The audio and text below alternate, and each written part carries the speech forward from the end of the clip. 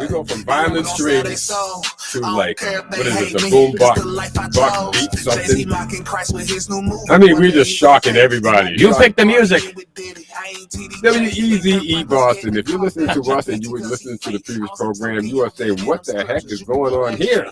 I'm sure, but this is the Amazing Grace Sports Network. We are live from Boston, 9 o'clock. We are here. There we go. We celebrate the spirituality, unity, and something of sports, right? Something of sports. Yeah. Good way of looking at it. That's quite the transition in from that program to us. A bit of a wake up. Yes. On Saturday morning. Well, good morning, everybody. Thanks for joining us here. This is the Amazing Grace Sports Network on WEZE AM 590. That's Clay Morris. I'm Kevin Chisholm. Hope you all had a wonderful Thanksgiving holiday on Thursday with your friends and family. Clay, did you have a nice Thanksgiving? I did. I went out to Darby's and ate. Oh, so you're one of the people that goes out on Thanksgiving. I'm one of those guys. Okay. That's right. I'm one of the special people. Listen, I'm haven't graduated that level, but I want to be there someday. Right. You're still young. Yeah, still young. I mean, this is an over a certain age. I'm not going to say the age. Yeah. But it is over a certain age that you are now no longer cooking in the house because everyone's gone. Yeah. And it's only you and the wife. Whatever. So you're there. Right. And it's time to who wants to do all that work just for two people? Mm-hmm. Forget about it. Exactly right. Well, hope it was a good meal and hope you all had a wonderful Thanksgiving, whether you went out like Clay did or stayed home or traveled and everything in between. Or whether you didn't eat at all. Well, that's true. On the diet, yeah. just, fasting.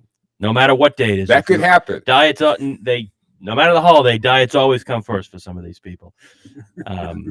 Anyway, it's a beautiful day here in the great city of Boston and surrounding areas here. The sun is shining, a little cold out there. Clay, our last show here in the month of November, if you can believe it, will be in December and just a few short days and Christmas and heading towards the new year. And it's been a good year, I think, so far, especially for this program. It's been a fantastic year. And everybody, thank you for the ride. You guys make the ride. We're just here facilitating you. So call in 844-249-5247, 844-249-5227. Your phone calls are what make the show, not us. And so let's get into prayer so we just can get to this right away. We are in chapter 7 of Tony Evans' book, Dr. Tony Evans' book, Prayers for Victory in Spiritual Warfare, Section 5, the Helmet of Salvation. Father, I put on the helmet of salvation and reject every thought or painful memory that drags me down.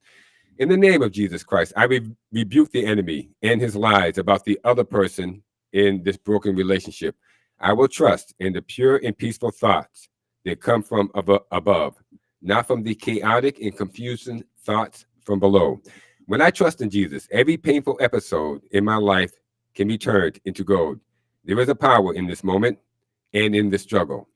I will learn to draw closer to you for all of my needs. I will become an appreciative, kinder, and more pure person than I was before. In this struggle, I will learn to protect my current and future relationships by applying the lessons that I have learned from this broken one. Lord, I thank you that no matter what I have done in the past, you have never left me. I ask that you continue to bless me, invoking the name of your Son, Jesus Christ. Amen. Amen. Well, there we go. Broken relationships. Everybody has them and will have them. And we all need help in getting past them and bringing them back together, healing them. Healing broken relationships is probably the most important thing that's going to happen in your life. And with that, we're on to the joke of the day. You like me to do this one again? Yes. Since you thought it was such a success last week. You got comments. People were commenting about how great it was. Wow. I mean, I appreciate I loved it. I mean, you just deadpanned it and then you killed it at the end. Okay. Well, we'll try to do better this one here. Why not? Let's step it up. Oh, good. Another religious joke of the day. Here we go. All righty. That's a longer one. So hopefully, I think strap yourselves in. Strap yourselves in, ladies and gentlemen. All righty. Then a Catholic priest and a rabbi were sitting next to each other on a flight. And the topic naturally turned to, what else? Religion. The priest says, well, I understand that eating pork is forbidden in Judaism. That is correct, the rabbi says.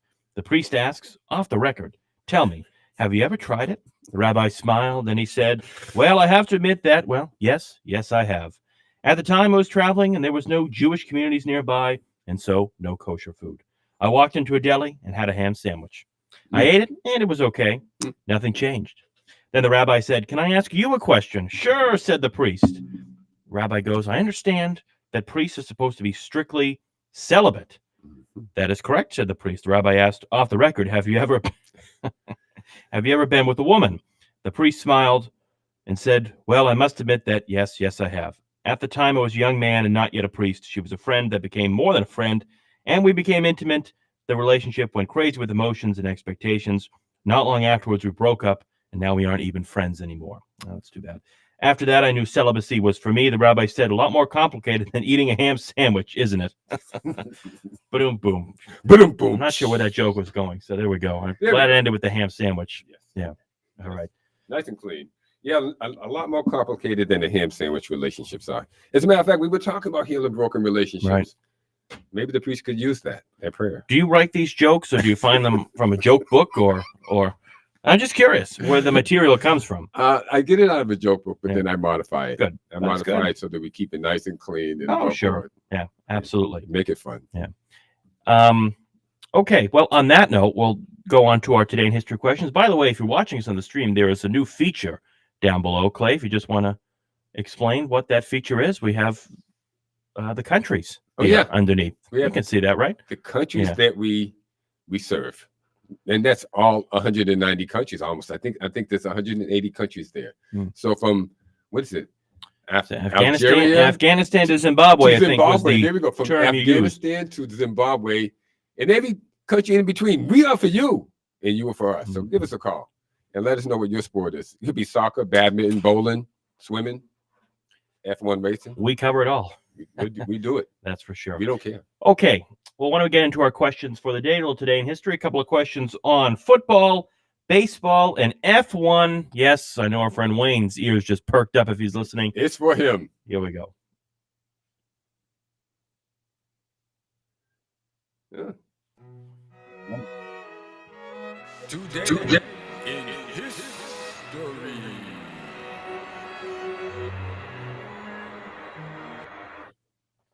Yeah, I'll start with the first one here. A football question back to 1934, on November 29th, 1934.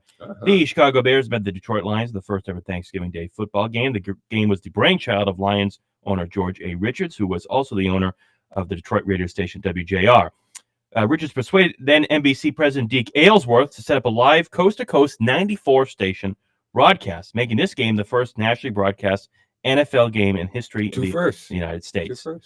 The question, the game was played, of course, at the University of Detroit Stadium in front of 26,000 people. Our question to you is, well, who won the game and what was the score back in 1934? 1934. Between the Bears and the Lions, the first NFL Thanksgiving game in history. In the first nationally broadcast game in American history. Yes. Or NFL history. So who won that game? Who won the game? It can't be that tough. Somebody has to get it. All right. Did you have an idea of who won it before you saw the answer?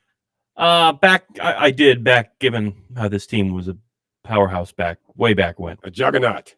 And today, well, we'll talk about that. We'll talk about that a little bit later on today. Okay.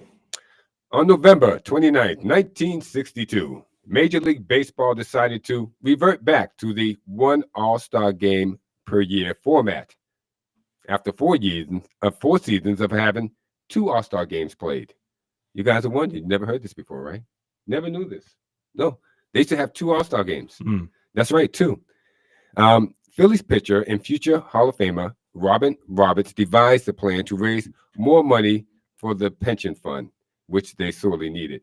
The pension fund was created in 1947, and it distributed only a modest payment to retirees, but not to, I think it was just a small payment.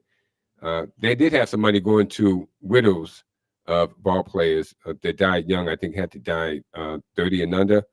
But other than that, they barely got anything. So they decided, why not have 2 All-Star games? And they decided, let's get it done. So between 1959 and 1962, 8 All-Star games were played.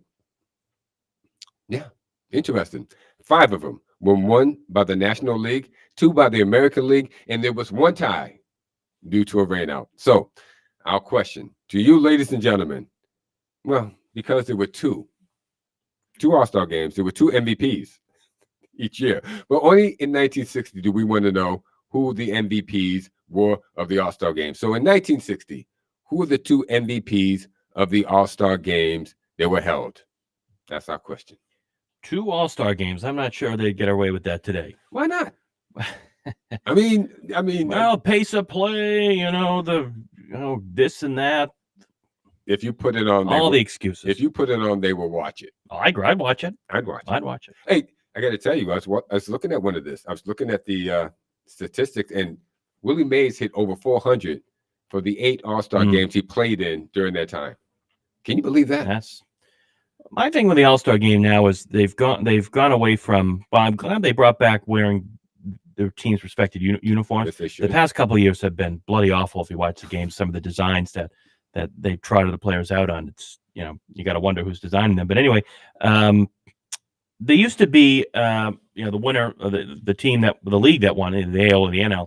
Whoever made it to the World Series in their respective league would have home field advantage. Right. And they got rid of that. So now it's the All-Star game. What do you have to play for? At least it's still better than the Pro Bowl. The Pro Bowl has been completely scrapped. Yeah, just throw it away. And the NBA All-Star game is a joke in and of itself, too. Would you take a look at that picture right there? There we go. Some legends. 1959. Is Ted Williams. One of the two games. It's Ted Williams, Stan Musial, Willie Mays, and Hemi Aaron. And I don't know who the guy in the Dodger uniform is on the left, but you don't like the Dodgers anyway, so it doesn't matter. See you later. Let's get that picture out of there. Legends in and of himself right there, that's for sure. All righty then, from football to baseball to F1 racing. A little bit more recently, 10 years ago today. Yeah. I believe saying that 2015 was 10 years ago. On November the 29th, 2015, it was British Mercedes driver, the great Lewis Hamilton, who finished second in the Abu Dhabi F1 Grand Prix to win his third overall race and second consecutive World Drivers' Championship by 59 points from teammate Nico Rosberg. Well, the question, how many Formula One F1 World Championships does Lewis Hamilton have at this current time? A lot. And he has quite a few. A lot. So if you know that answer or any of the answers, give us a call, 844-249. Lewis Hamilton. 5247. Hasn't won in the last 4 years, though. No. He's on a little bit of a dry streak. We're going to have Wayne call in and explain to us why. Yes, we certainly will. All righty. Well, why don't we say hello to some of our great sponsors that keep us rolling each and every week here on the Amazing Grace Sports Network, and then we'll get into our discussions. A lot to get to here. And Clay wants to start on the Boston Bruins. Oh, goody. That much and more here on the Amazing Grace Sports Network on WEZE.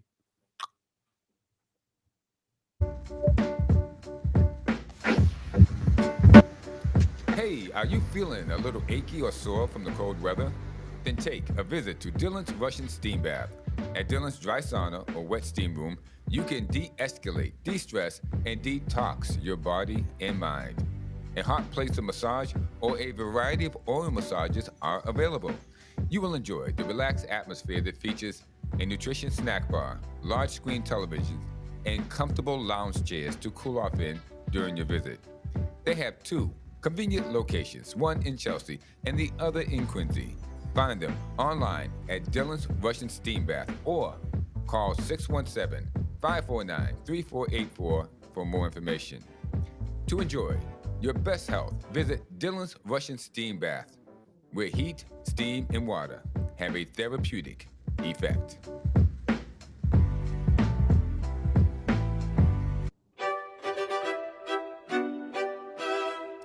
Well, my friends, I want to talk to you about computers. Is your computer screen cracked or have a black screen? Is it slow to charge or does it exhibit abnormal battery drainage? Does your PC run slow or have keyboard issues? Well, then PhilComp Computer Center, located at 1690 Dorchester Avenue, is your remedy for all your computer and medical problems. PhilComp Computer Center has been in the computer repair, upgrade, malware removal, and data recovery business for over 20 years. Whether your computer is a Mac or IBM based, give them a call. Their number, 617-265-1910. That is 617-265-1910. To solve all your computer problems, our good friends at the PhilComp Computer Center.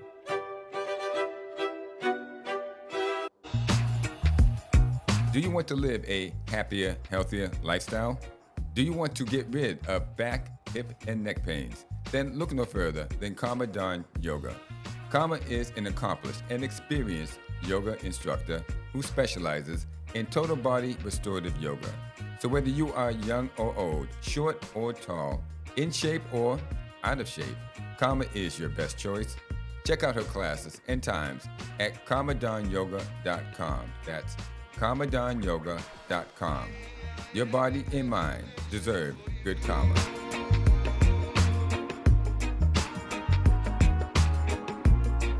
Yes. Yoga. Yoga. We have a guest in our studio. His name is Marty. He's doing some training here, and Marty says he can't wait to do yoga. Karmadan Yoga Studio. He can't wait. Well, I want to welcome Marty here to the WROL WEZE Salem Media Group, Salem Boston family. Marty's going to be one of our backup fill-in hosts for the Irish Hit Parade programming on Saturday and Sunday. So we're looking forward to Marty. And where else to start? Well, with us in the Amazing Grace Sports Network here. So, Marty, good morning, welcome, and thanks for being here. So, all good. Well, we're going to head to the phones now. Yeah, we got you, Wayne. Hold on a second. We gotta lead you in here, Wayne. Hold on.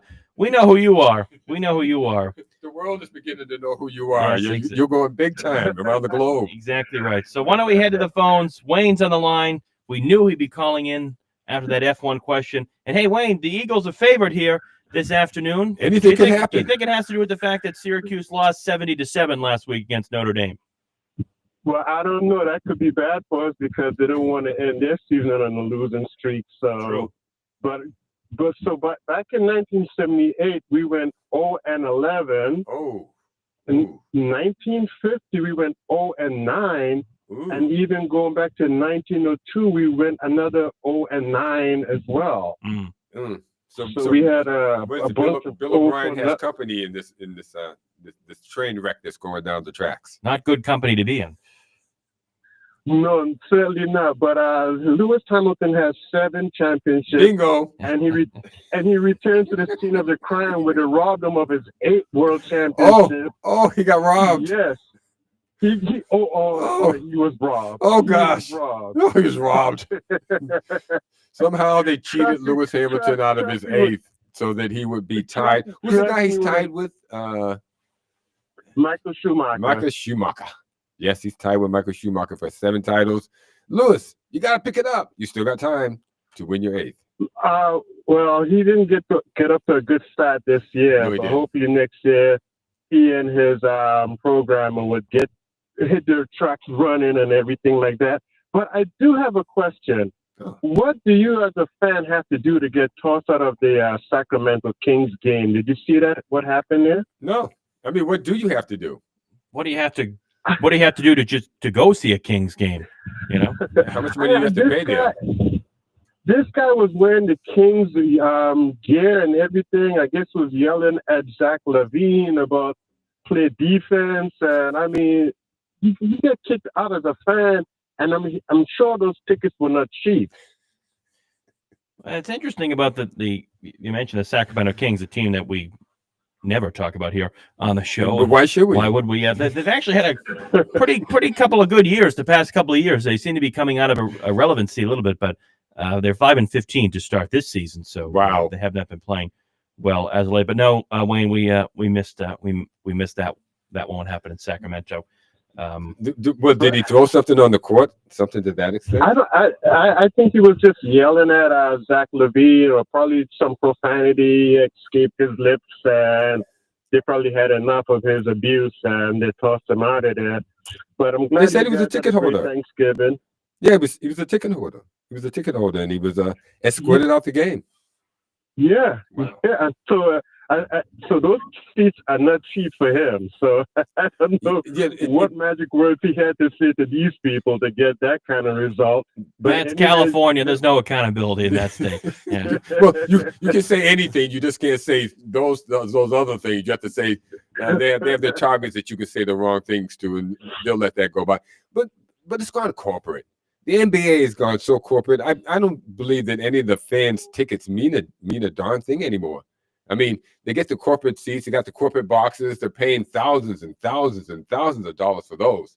And that's what the NBA has gone, corporate. They're now corporate meeting houses. for corporations more than anything else. The fan is just okay. He's just an accessory to say that they have fans that go watch the game.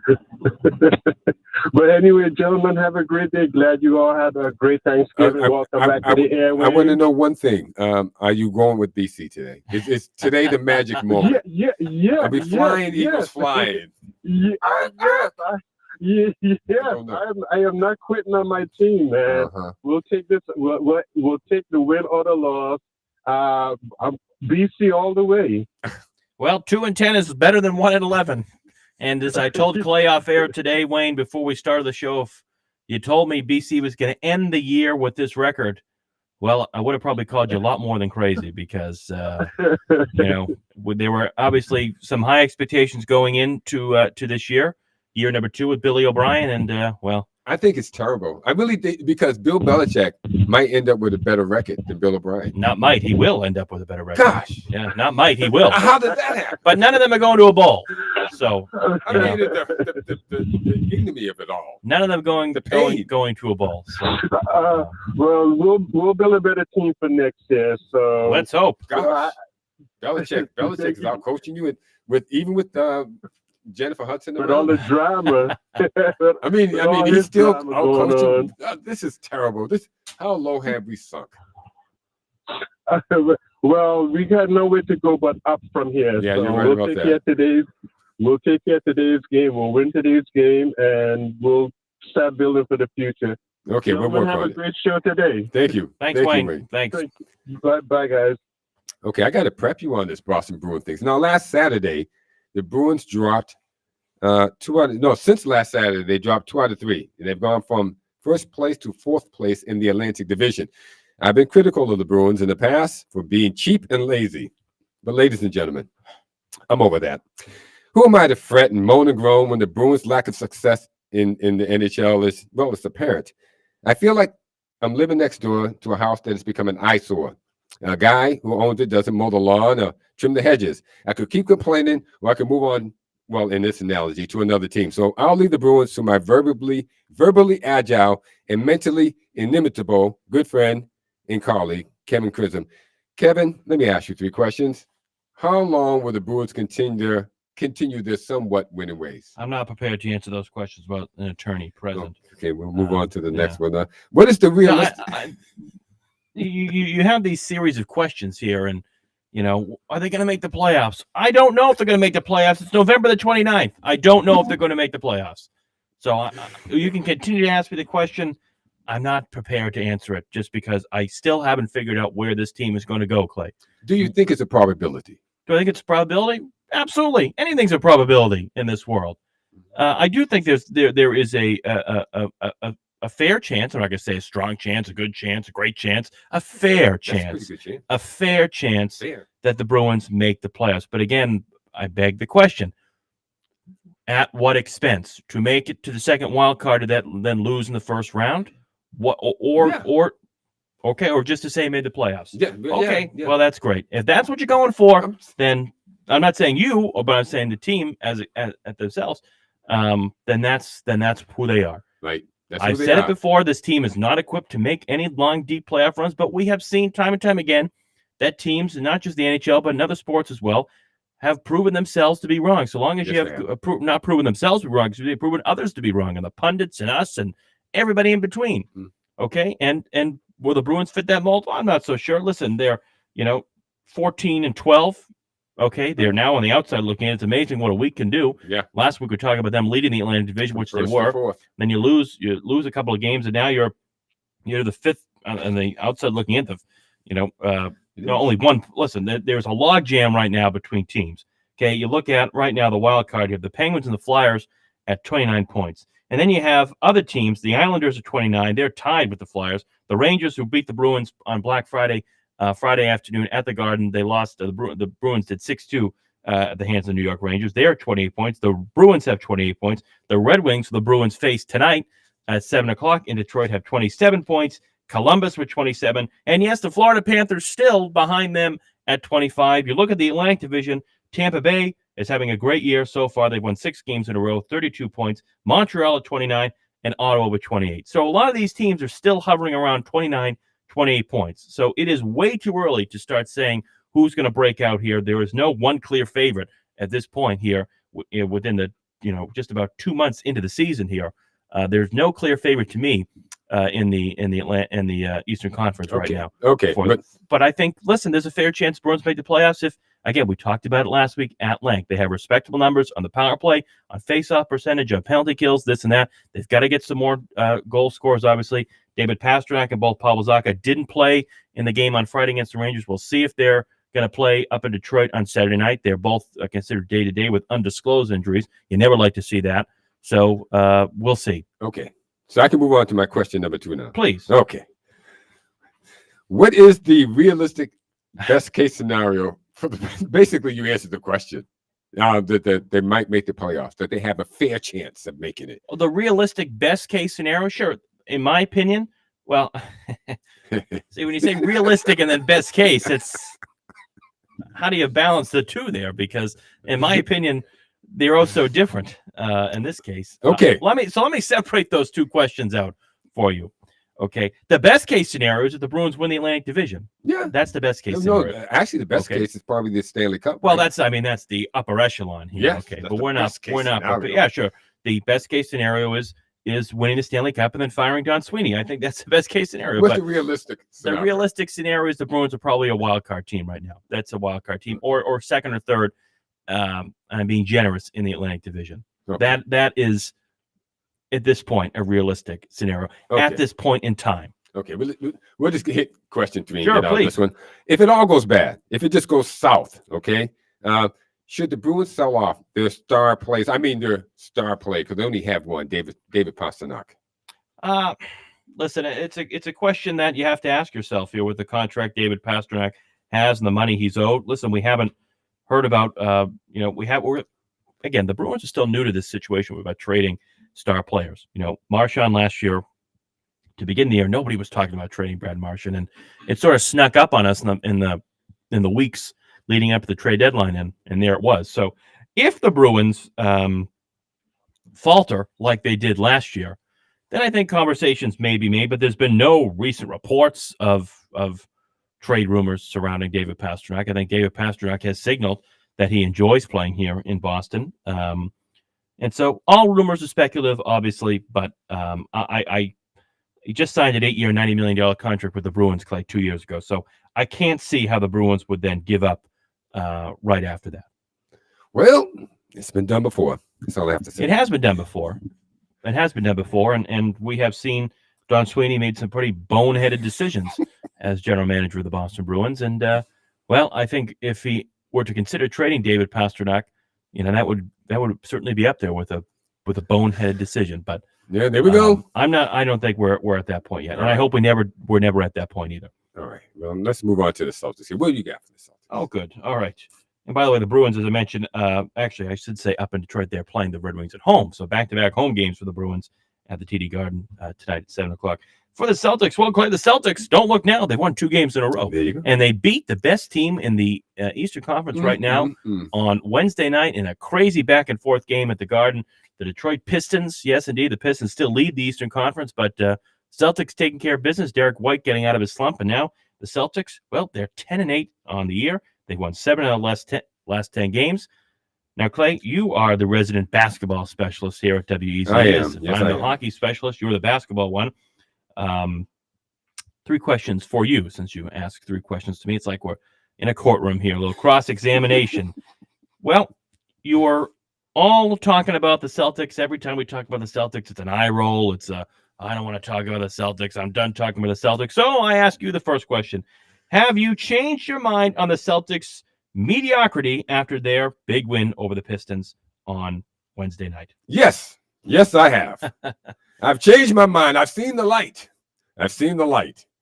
Yeah, these Celtics, they're pretty tough. Or is it that the rest of the league is just as mediocre as they are? I think it's more of the second, the latter. Detroit is really not that good. Who do they have? Cade Cunningham? He's not that good. If they're not calling fouls for Detroit and sending them to the line, they have no chance of winning, as we saw. And they had no chance of winning, even though they outshot the Celtics by 10 free throws, 10 or 14 free throws. They still lost. So, yeah, I think the Celtics are just as good as any of these other jabronis that are playing in the NBA right now, and that includes the Los Angeles Fakers and the rest of the bunch. Right? Well, it's quite the 180 here. It really depends if they're going to let them play, but the Celtics are used to playing even when they don't get the calls, so they're going to hang in there. They're going to fight it out. The rest of these teams, if they don't get the calls, they're done. They're done, and that alone puts the Celtics ahead of them. I'm ready for question 2. Okay? Well, just before we do that, if you look at the Eastern Conference standings right now, the Pistons do continue to lead the Eastern Conference at 15-4. Behind them, one game, the Toronto Raptors, who have been an even more, I think, surprising team this year at 14-5. And then the rest of the round out, Miami 13-6, the Knicks 12-6, the Hawks 12-8, and the Cavaliers 12-8. We talked about sort of the reshuffling of the Eastern Conference with the Celtics transition year, and the Pacers, obviously, they've fallen down the wayside without Tyrese Halliburton. We talked about the Pistons sort of rising up from the chaos here, and so far it's working, but Clay's not impressed. Not impressed at all, no. Okay, question number 2. What are the chances of the Celtics making the playoffs this season? Very high. Very high. Let's see. Atlanta's going to fall, definitely. Toronto's going to be up there. They're going to try to push Detroit up there unless they have a major injury. They're pushing Detroit hard. So Detroit is going to be there. But I think the Celtics are going to fall in there somewhere, be at the bottom. And anything's possible once they make it. Not really. Okay, but yeah, they're going to make the playoffs. The possibility of them making the playoffs, I'd say 75%. So I'll just amend that question just for you here.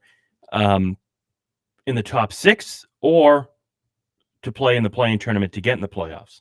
Is it something? They'll be 7. They're going to be they're going to play in tournament. They're going to play. All right.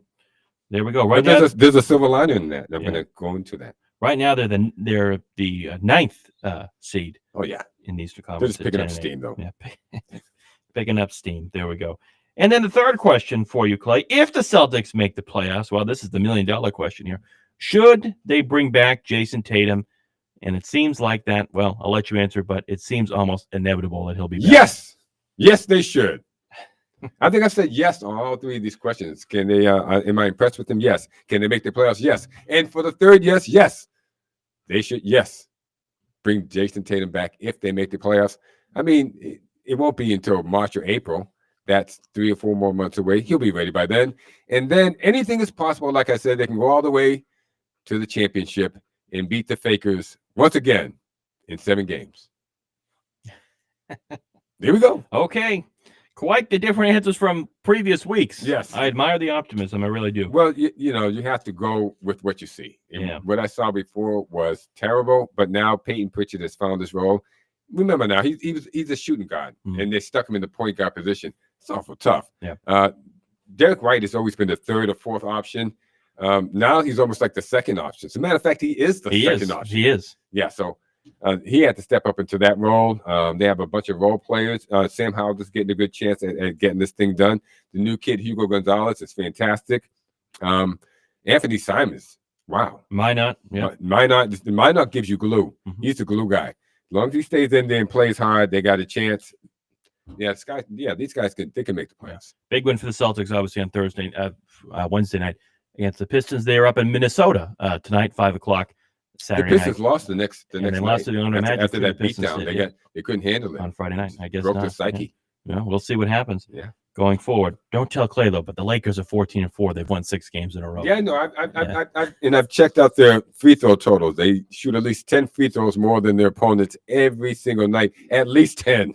Think about that one. At least 10. That's impossible unless it's already in the cards. They beat the Mavericks last night, 129 to 119. Luka Doncic, of course, with 35 points. Can't trust the guy. Mavericks fans must be saying, "Boy, can we get a guy like that?" If you get close, if you breathe on those 2, they give you a foul. And they've even extended to Rui Hachimura now. I know. And Austin Reeves, the whole team. Don't get close to him. We got to get him to the playoffs and the finals. We need something out in Cali since Draymond Green and Steph Curry looks like the face playing right about now. All right, there we go. That's it on the NBA here. As we mentioned, we're going to go into a break in a minute. Before we do that, I want to just touch on 2 quick topics here, rapid fire. The Red Sox. Yes, remember the Red Sox? Yeah. Yes, indeed. As we head into the offseason here, the Red Sox making a a big move to bolster their starting rotation in the winter months here, bringing in and acquiring Sonny Gray. Yes, indeed, Sonny Gray from the St. Louis Cardinals, veteran right-hander Sonny Gray, acquiring him from the Cardinals. For right-hander, of course, we know him, Richard Fitz, who we saw a little bit of. Battled some inconsistencies and some injuries, but when he was on, I like Fitz. Yeah, when he was on, he pitched pretty well. So St. Louis might have the better of that trade. Well, we'll see. It may be in the long term, but we'll see how he does out there with our old friend Chaim Bloom out there in St. Louis, and also Red Sox giving up pitching prospect Brandon Clark as well. The Cardinals are sending $20 million to the Red Sox to cover Gray's 2026 salary. 36 years old. I think that's worth it. Sonny Gray is, and obviously fits in nice. He posted a bit of a high ERA last year, 4.28 ERA. But he has had some success. Obviously, he's been around with a number of different teams. I remember him when he first started with the Oakland A's. He's with the Yankees, he's with the Twins, the Cardinals. Obviously, he's been around for a while. I don't think he's Ted Williams there, Clay, but no. But we just threw Ted up there for the Red Sox. So he fits in nicely with the rotation. Obviously, of Garrett Crochet with Brian Bayo, and we expect Cutter Crawford to come back. Remember, he didn't pitch at all last year with his injuries. Got the young kids, Toll and Connolly Early, and we'll see what happens. But the Red Sox obviously had talked about bringing in a number 2 guy behind Garrett Crochet. It was certainly needed, we thought, in the playoffs. Lucas Giolito, see you later. We won't be seeing him in a Red Sox uniform. He's gone? He won't be coming back. And Sonny Gray is going to be the guy. Well, I think the Red Sox are moving on, are going in a different direction. So after the year he gave them. Yeah. Thank you. Well, thanks, but no thanks. Yeah. Unbelievable. And so the focus now for the Red Sox is on an impact power bat, obviously. Will they bring back Alex Bregman? We'll see. Will it be someone like a Kyle Schwarber that I think a lot of people hope? I certainly would love to see him in a Red Sox uniform. I'm not so sure. Stop it. You want that'll Pete Alonso. happen. You want Pete Alonso, JT Real Muto, somebody. You've been clamoring for Pete Alonso for 4 months now. Well, somebody that's going to come in and make an immediate impact to this lineup that's going to hit a lot of home runs too. So that's what needed, and that's what is needed. And as the days go on, I grow less and less convinced that Alex Bregman will be back with the Red Sox. Oh, let me get out the handkerchief for you. Unfortunately. And then just one thing, Clay, on college football here, obviously, as we enter the final week here, the regular season, rivalry week, and championship starting, and bowls to be discussed, and which team's going to be going to the playoffs. Well, we know BC won't be going to a bowl. Neither will UNC with Bill Belichick, for that matter, too. But the big news out of college football this week is the coaching, always an interesting coaching carousel. Lane Kiffin, everybody knows the name Lane Kiffin, obviously the coach of the Ole Miss Rebels down there. And, he has made himself a self-imposed deadline on where he wants to go, whether he's going to stay in Ole Miss, go to LSU or Florida. I know one team is not going to go, and that's to BC. But no. Clay, just quickly, if you were Lane Kiffin here, has been around, obviously, he's coached in the NFL, he's coached college for a number of different years. What would you do? You're in his situation. Stay at Ole Miss, where you've amassed a pretty successful tenure in a few short years here. Go to LSU. You get to stay in the SEC, make some more money. I don't think he's going to go to Florida and try to revamp that program, but what would you do if you were Lane Kiffin? Well, what Lane Kiffin is doing, what would I do if I was Lane Kiffin? That's putting myself as Lane Kiffin, which obviously he's given himself this 1 week deadline in order to make a decision, or in order to find out who's going to pay him the most, which is what's happening here. He's going to find out who's going to pay him the most, and that's where he is going. It doesn't matter if it's Florida, doesn't matter if it's LSU, but he's giving him that window to make me a deal, and that's what he will go with. So that's what's going to happen. Lane Kiffin will no longer be at Ole Miss at the end of the season. All right, well, that's a prediction there. And if that does happen, and if Ole Miss I was going to make a bowl, old friend Joe Judge, remember him from the Patriots? Yeah. And obviously coached the Giants as well. Didn't work out so well with him there, but he'll serve as the interim head coach down there in Ole Miss if Lane Kiffin goes. And we will see what happens with that scenario. We understand he is huddling with Nick Saban and Pete Carroll, guys that he's coached under, and asking their advice for what he wants to do. And so what's it? All former Belichick cronies now end up in college now. I mean, Joe Judge too. Yeah. Where's Matt Patricia? I think Matt Patricia is still with Ohio State. There we go. That correct. Yeah. They're going college on us. So we'll see what happens with Lane Kiffin. Maybe if he goes to LSU, maybe he'll do better than Brian Kelly, a guy that was born in Everett, Massachusetts, coached at Notre Dame, was pried away from Notre Dame, and then even though he grew up in Everett, he put on a Southern drawl when he went to LSU, and that didn't sit well with people. So Well, he's just trying to fit in. I guess so. So anyway, all right, we got to move here because we got to get to our picks, talk about the Patriots. But before we do that, who's hungry? Well, I think we all are. Let's talk to our friends at the Early American Diner in Quincy, one of our great sponsors here, as the Amazing Grace Sports Network rolls on right here on WEZE. Where do you go for the best breakfast and the best lunch in the South Metro Boston Quincy area? You go to the Early American Diner located at 1054 Hancock Street in Quincy. From their strawberry shortcake French toast to their famous corned beef hash for breakfast to the lunch menu, which includes a variety of burgers and specialty sandwiches such as the Waldorf turkey made with roasted turkey, apple slices, and walnuts. So, whether you want to dine in their cozy restaurant, take out, or have it delivered, the Early American Diner in historic Quincy, Massachusetts is your go-to eatery to enjoy great food at great prices at your convenience. Well, we want to thank our friends, of course, at the Early American Diner. Say hello to another great sponsor of ours, our friends at Oyama Investments. Searching for a place to call your home. Well, we want to welcome you to Oyama Investments, where your dreams do find a foundation. They're more than just real estate. They are your partner, your trusted partner, helping you secure your future. Whether you're investing in a property that will grow into a purchasing your dream home, they can process easy, transparent, and rewarding. They specialize in finding properties that align perfect with your goals. Imagine yourself owning a piece of the future, whether it be a luxury apartment or commercial space or a family home in the perfect neighborhood. If you're well, if you're real estate investment world, don't worry. You're every step of the way helping you make informed choices with confidence. Real estate prices rising. There's never been a better time to invest. Ready to see your dreams come to life? Visit their website, www.oyamainvestments.com. Give them a call, 617-221-8881 today. Our good friends at Oyama Investments. Smart moves. They, found real estate in the same area as the Early American. Yes, exactly right. Eat 2-for-1 special right relax. there. All right, then, Clay, in the final 12 and a half minutes or so here on the show, time is flying here. We're having a lot of fun here this morning. Time to talk about Week 13 of the NFL, Clay. A big win for the Patriots in Cincinnati. It was a hard-fought win last week up there against the Joe Flacco-led Cincinnati Bengals. No longer not as bad as everyone thought they were. Well, I think they've got to. The Ravens found that out. Well, they did, and I think there's one reason why. And we'll talk about that as we get into our picks. But a 26-20 win for the Patriots last week at Cincinnati. Took a little bit for Drake May to get going, but he got going and took care of business. And the Patriots 10-2, and unfortunately in that game they did lose Will Campbell to an injury, and he's going to be heading to the IR and miss at least 4 games. Excuse me. He'll be back in 4 games, and so the Patriots will get him back when they need him in the play. It's going to actually be 5 games because they're on the bye. Correct. It's going to be 5 weeks, so he'll be back in 4 games, 5 games. Patriots have won 9 in a row, Clay, and they just keep rolling. They just keep rolling. They're going to run the table for the rest of you. So you have them winning out the remainder of the games. Oh yeah, the Ravens are going to be no problem. All right, they're going to run the table. You said it. Yeah, I said it. That's right. Get used to it. We're not going to mealy mouth around here, okay? We're going to get out here and we're going to put our big foot down, leave a big footprint. Right. I predicted they were going to win the division. Now I predict they're going to run the table on these on the rest of the NFL, because the NFL is mediocre.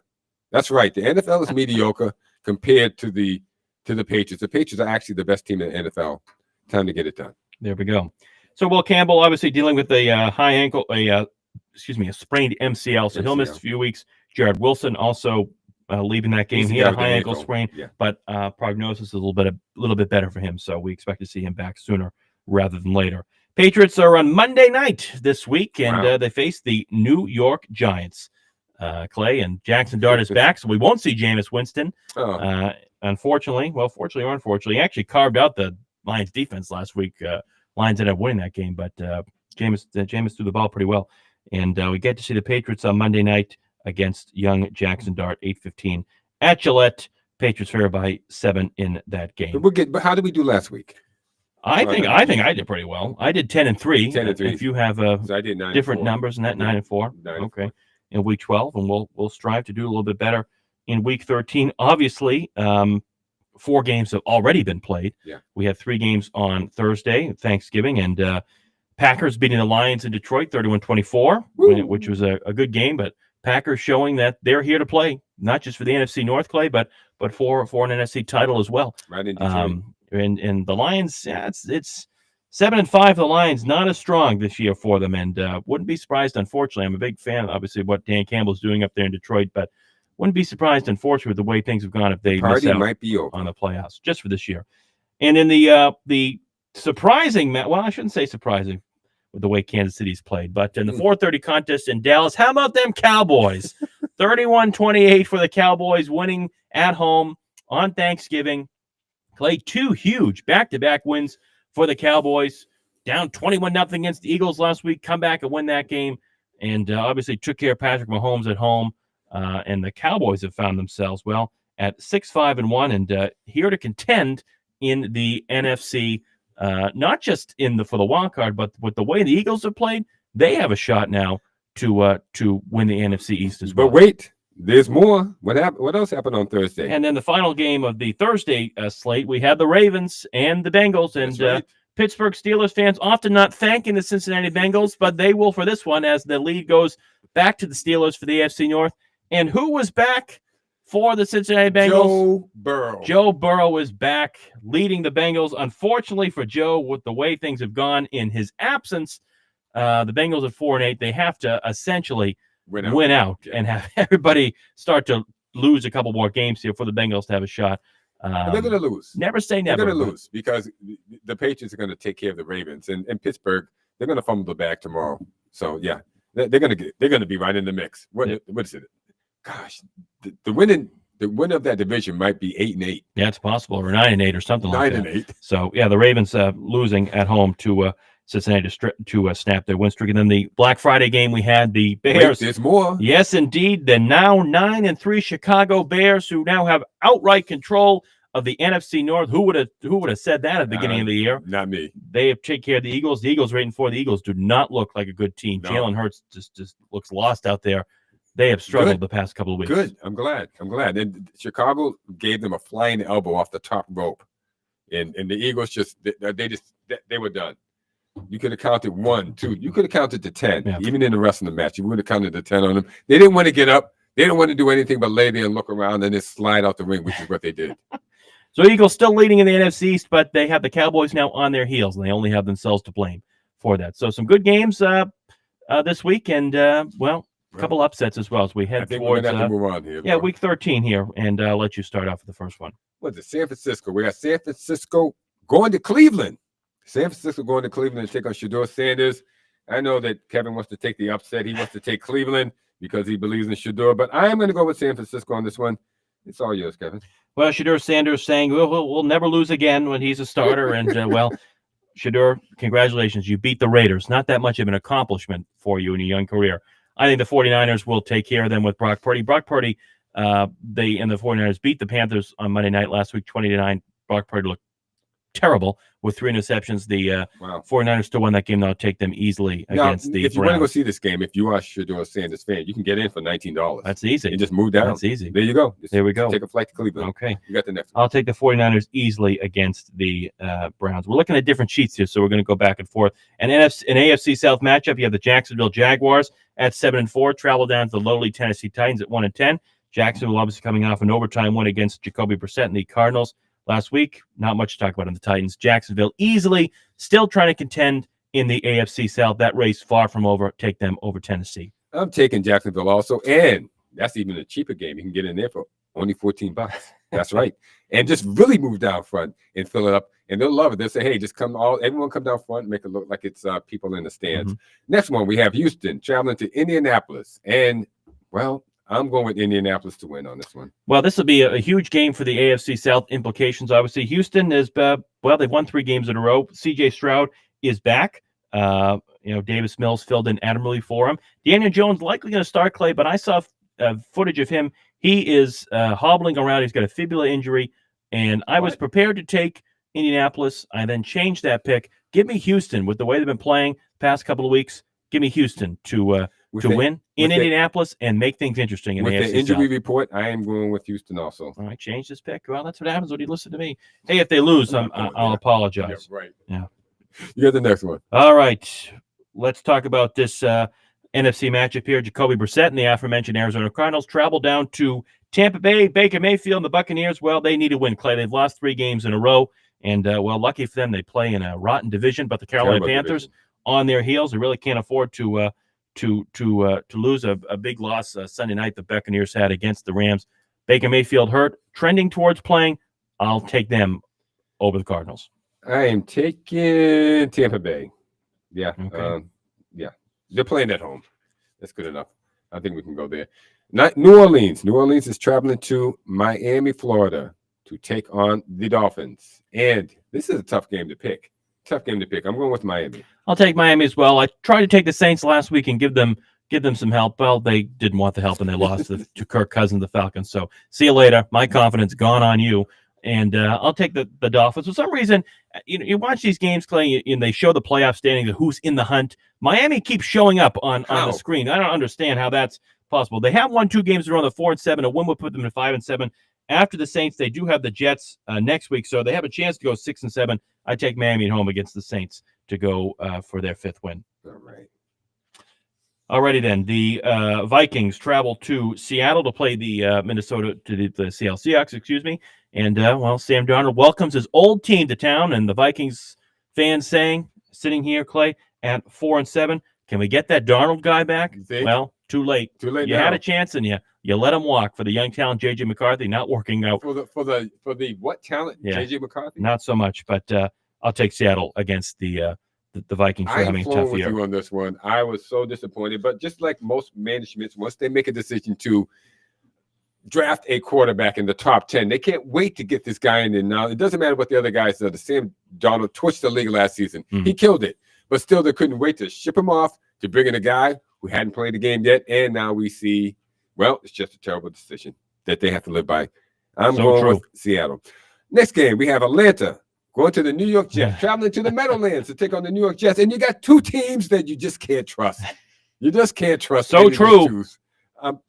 But I don't know. I mean, the track record of them are so bad. But I think New York's track record is worse. I'm going. They haven't been in the Super Bowl in I don't know how long. Atlanta was in there not too long ago, so I'm going with Atlanta on this one. Well, I'll take Atlanta, not because of their Super Bowl track record, just because they're going to be playing the Jets. And a bit of a love-hate relationship I have with the Falcons. Every time I pick them, they lose. Every time I don't pick them, they seem to win. I'll pick them against the Jets here with Kirk Cousins, and I picked against them last week. I was wrong there. I think they'll take care of the Jets to get their 5th win. And then the final 1:00 game here, the LA Rams, of course, the team that is continuing to lead everybody in the NFC at 9-2. They travel down to Carolina to play Bryce Young and the 6-6 Carolina Panthers, who are still sticking around here. But give me the Rams against the Carolina Panthers here in the final 2 minutes of the show. We got to be moving fast here. I'll take the Rams. Let's get that out the way. Okay. All right. Only 3 more games to pick here. So. Buffalo's traveling to Pittsburgh. And Mike Tomlin says that Aaron Rodgers is all go. He's all systems go. And it's going to be a great game. It's going to be a great game for Buffalo, that is. I'm taking Buffalo. I'll take Buffalo as well. But, Clay, we've seen Buffalo falter before. They obviously coming off a Thursday night loss against the Texans, 7-4. 2 teams that I think are not as strong as people think. And the Steelers hoping for a win, then the Ravens hoping for a Steelers win to set up a matchup with the Ravens and Steelers next week for the AFC North. They haven't faced each other all year, but in this game, give me Josh Allen on the road against Aaron Rodgers and the Pittsburgh Steelers. The Raiders travel to Inglewood to play the LA Chargers. Raiders losing, obviously, last week to the Browns. The Chargers coming off a bye, getting blown out by the Jacksonville Jaguars. They need a bye. Okay, nice rebound against the Raiders. I'll take the Chargers. I'm going with the Chargers also. In the last game, we have Denver traveling to Washington, and Jaden Daniels might play. Even if Jaden Daniels plays or not, it's been a terrible year for the Commanders. Don't play him. Get a better draft pick than maybe you're going to accustom to. I'm going with Denver in that one, even if Jaden Daniels does play with you. I know he's not I'll take play. Denver, but hey, Washington, we'll take a win to help the Patriots. So we'll love to see Washington win that. I'll take Washington. Denver. And I think Clay and I are both united on the Patriots beating the Giants on Monday night. Oh, yes. At Gillette. Yeah, easily. Yeah. Lay the hammer down on those guys. There we go. We got through it. There we go. What do you think about that? There we go, Marty. Thank you, Marty. You can hear Marty on WROL all this weekend, and you can hear Clay and I every Saturday right here on the Amazing Great Sports Network as we move on through the NFL and keep seeing with with the NBA and the National Hockey League, NHL. We're into everything. Bruins and Celtics are up to, Formula One racing, and the Red Sox and other moves, and college football and everything in between. Bill Belichick and Tanner Hudson. Yeah. That's a great love story there. Yep. There we go. Everybody, enjoy your weekend and take care. We're into everything. We'll see you in December. Everybody get exposed. Pray for all my foes, but it's the narrow road.